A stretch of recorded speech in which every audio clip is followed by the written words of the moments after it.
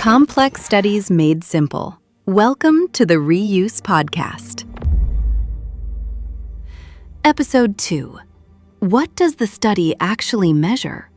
Today with Mary and Peter. So last time we were talking with you all about that massive debate, disposable versus reusable packaging. Yeah, it's a huge topic. It really is. Yeah. And today our mission is to look at this major new Fraunhofer study you brought to the table to understand exactly how it compares reuse and recycling systems. Right, and specifically, we need to focus on what the researchers actually measured. And, just as importantly, what they completely left out. Yeah, exactly. So let's start with what they focused on. What are the main indicators here?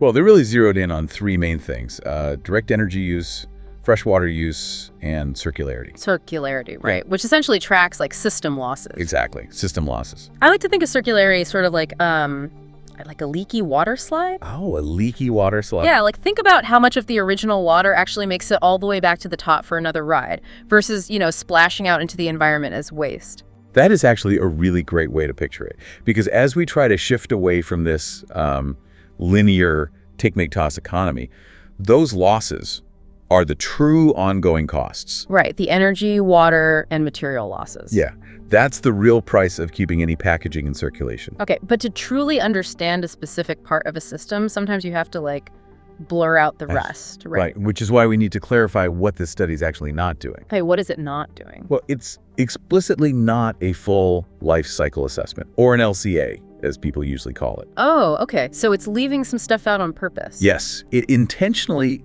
completely excludes the initial manufacturing of the packaging.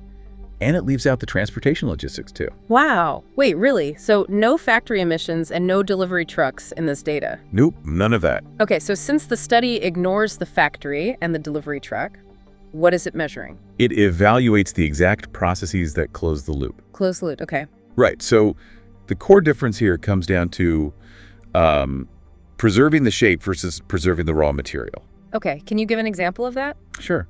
Think about washing a reusable coffee cup. When you do that, you're preserving its shape. Right. You just wash it and use it again. Exactly. But if you look at a single-use paper cup, to close the loop on that, you have to use intense mechanical and chemical recycling. So you're preserving the raw material, but totally destroying the shape to do it. Exactly.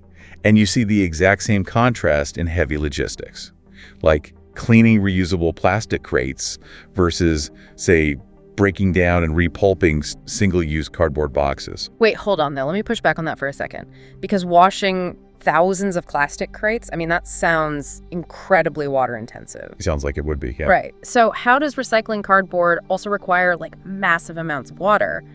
It's just paper. Well, to break down and reform those paper fibers, you don't just magically press dry paper together. Okay, fair point. You have to turn it back into a liquid pulp. You're soaking the cardboard, heavily agitating it, washing away inks and glues in these, massive vats of water. Oh, wow. I didn't even think about the vats. Yeah, the pulping process actually takes massive amounts of water. So when you isolate these specific loop-closing actions washing versus recycling, scientists and policymakers finally get a clear, unbiased look at what's going on. Right. They can actually see which system is truly sustainable in the long run. Exactly. So to summarize all this for you listening, measuring the precise cost of closing the loop kind of strips away all the noise. It really does. It reveals the true environmental price tag of our packaging habits. It's fascinating. And it leaves me with this thought that, as our power grid gets greener and renewable energy becomes more abundant, energy might not be the bottleneck anymore. Right, which leaves us looking at freshwater. Exactly. Will freshwater usage eventually become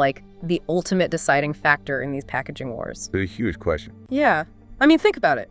A cardboard box that makes total sense in rainy Seattle might be completely unsustainable in a drought-heavy place like Arizona. That is such a fascinating point. Definitely something for you to think about.